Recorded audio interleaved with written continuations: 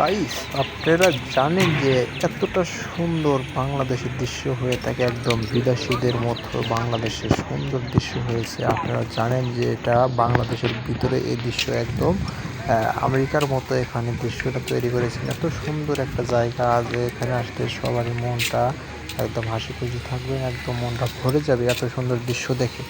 হ্যাঁ, এত সুন্দর দৃশ্য বাংলাদেশের মাঠে যে এখনো আছে আমরা জানতেই পারি না, কেউ কেউ হয়তো জানি না যে মমিনে এত সুন্দর জায়গা করে দিয়েছে, দেখার জন্য সুযোগ করে দিয়েছে। তবে এখানে একটি রাত কাটাতে হলে একটি যদি হোটেল হয়, নর্মালি মনে করেন একটি রুমের ভাড়াই হলো 15,000 টাকা। একদম নর্মাল যেটা, এটাকে বলা হয় সর্বনিম্ন 15,000 টাকা একটি রুম এক রাতের জন্য।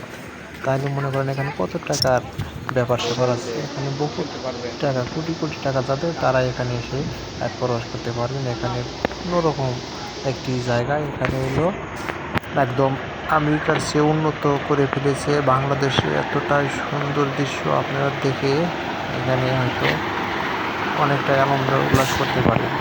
তাই আপনারা একবার হলেও দেখতে আসুন, এখানে অনেক কিছু আছে। তবে পানি ঠান্ডা করার ইয়া মমিনে না এত ওটা। সুন্দর দেখার জন্য শুরু করে দিয়েছে দৃশ্যগুলো। এই দৃশ্যগুলো দেখে সবারই প্রাণগুলো জুড়ে যাবে।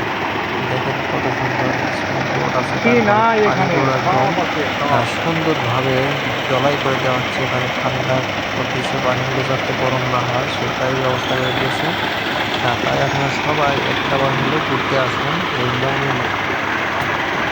একদম ইংল্যান্ডের মতো, মালদ্বীপের মতো করে দিয়েছে। এটা হলো গরিবের মালদ্বীপ, বাংলাদেশের গরিবের মালদ্বীপ। আপনারা সবাই দেখতে আসুন গরিবের মালদ্বীপ বাংলাদেশে। অল্প কিছু টাকা হলে দেখতে আসুন।